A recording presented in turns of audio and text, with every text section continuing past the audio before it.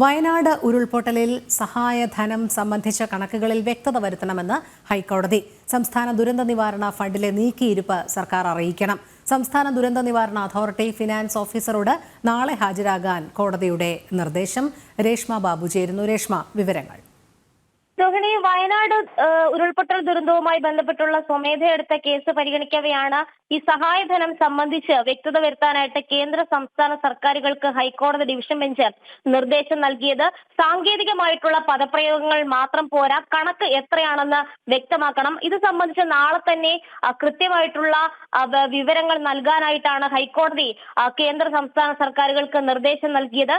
ദുരിതത്തിന് മുൻ ദുരിതാശ്വാസ നിധിയിൽ എത്ര രൂപയാണ്, അതായത് SDRF ഫണ്ടിൽ എത്ര രൂപ ഉണ്ടായിരുന്നോ അതിൽ വിനിയോഗിക്കാൻ പാകത്തിൽ എത്ര തുക ഉണ്ടായിരുന്നു, ഒപ്പം തന്നെ നിലവിൽ നീക്കിയിരിപ്പ് എത്ര രൂപയാണ്, കേന്ദ്രം അനുവദിച്ചതിൽ എത്ര രൂപയാണ് സംസ്ഥാന സർക്കാർ വിനിയോഗിച്ചത്. ഈ തുകകളുടെ വിശദാംശങ്ങളാണ് സംസ്ഥാന സർക്കാർ നൽകേണ്ടത്. അതോടൊപ്പം തന്നെ കേന്ദ്രം നൽകേണ്ടത് എത്ര രൂപ ഇനി കൊടുക്കാനാകും, അത് കേവലം അലോട്ട് ചെയ്തത് മാത്രമല്ല, എത്ര രൂപ കൊടുത്തു കഴിഞ്ഞു എന്നുള്ള കാര്യത്തിലും കേന്ദ്ര സർക്കാരും ഒരു വ്യക്തത വരുത്തണം. എന്തായാലും സംസ്ഥാന ദുരന്ത നിവാരണ അതോറിറ്റിയുടെ ഫിനാൻസ് ഓഫീസർ നാളെ തന്നെ നേരിട്ട് ഹാജരായി ഇക്കാര്യത്തിൽ വിശദീകരണം നൽകണമെന്ന് കൂടി ഹൈക്കോടതി ഇടക്കാല ഉത്തരവ് പുറപ്പെടുവിച്ചിരിക്കുകയാണ്. നേരത്തെ തന്നെ ഈ സഹായധനം സംബന്ധിച്ചുള്ള കാര്യത്തിൽ ഹൈക്കോടതി വിശദമായിട്ട് തന്നെ വാദം കേട്ടിരുന്നു. ഇന്ന് ഈ കേസ് പരിഗണിച്ച സമയത്താണ് ഈ തുക സംബന്ധിച്ചുള്ള കാര്യത്തിൽ ഒരു വ്യക്തത ഇല്ലാത്തതിനെ തുടർന്ന് ഹൈക്കോടതി ഇതുമായി ബന്ധപ്പെട്ട് ഇടക്കാല ഉത്തരവ് പുറപ്പെടുവിച്ചിരിക്കുന്നത്. എന്തായാലും നാളെ ഈ കേസ് ഹൈക്കോടതി വീണ്ടും പരിഗണിക്കുന്നുണ്ട്. സംസ്ഥാന ദുരന്ത നിവാരണ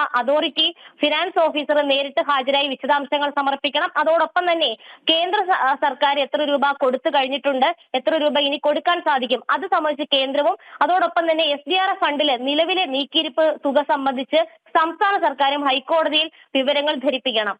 രോഹിണി. ശരി, രേഷ്മ ബാബു ആണ് വിവരങ്ങൾ നൽകിയത്.